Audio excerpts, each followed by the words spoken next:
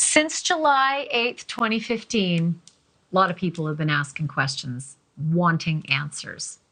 And I would say since the last 3-4 years, that number of people has grown so exponentially.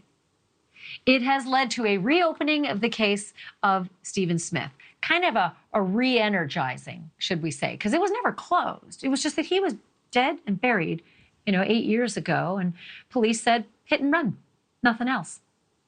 But then Maggie and Paul Murdaugh were killed, and during the investigation, someone found something that suggested, we need to take another look at Stephen Smith's incident, because maybe it's not an incident. Maybe it's actually a murder. So the re-energizing has led to two developments, and I've got two for you tonight that you need to hear. Number one, there are two persons of interest now that SLED is reportedly looking at in connection to this case. And they were always around. They were listed in the reports. They are also connected to the Murdaughs. Maybe that doesn't surprise you. Let me tell you who they are. And this comes to us from Fitz News, citing a SLED source. Patrick Wilson and Sean Connolly, both 25 years old at the time. No, 25 now. They were teenagers at the time.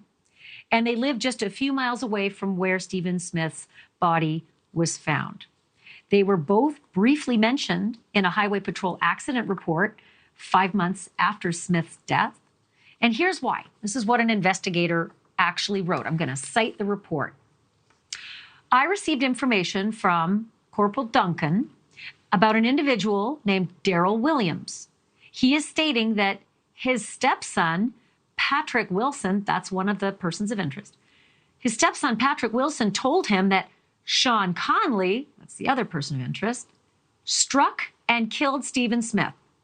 Mr. Williams stated that his son told him this in confidence and that his son had moved out and that he did not know where he was staying. Mr. Williams stated that the reason he was passing all this information on was because Randy Murdaugh told him to call. That's kind of weird. Why'd Randy Murdaugh tell Daryl Williams to call police about his stepson, Patrick Wilson, and his friend, Sean Connolly? Why would Randy Murdaugh do that? Okay, here's another connection. At the time, Mr. Wilson, Patrick Wilson, now 25, but back then a teenager, he was also facing attempted murder charges, a teenager facing attempted murder charges, and suddenly those charges were dropped shortly afterwards by a prosecutor who was connected to the Murdaughs. Why were the charges of attempted murder dropped against Patrick Wilson? Less than a year after Stephen Smith died, Randy Murdaugh then filed 2 motor vehicle accident lawsuits against the other kid, Connolly. Sean Connolly. Why would Randy Murdaugh file 2 motor vehicle accident lawsuits against Sean Connolly? And why all of a sudden later were they dismissed? Connolly himself, history of DUIs, domestic violence arrests. These kids, obviously troubled kids, problems in their lives. But what's their connection with the rich Murdaughs of the Low Country, the rich and powerful Murdaughs hanging out with teenagers?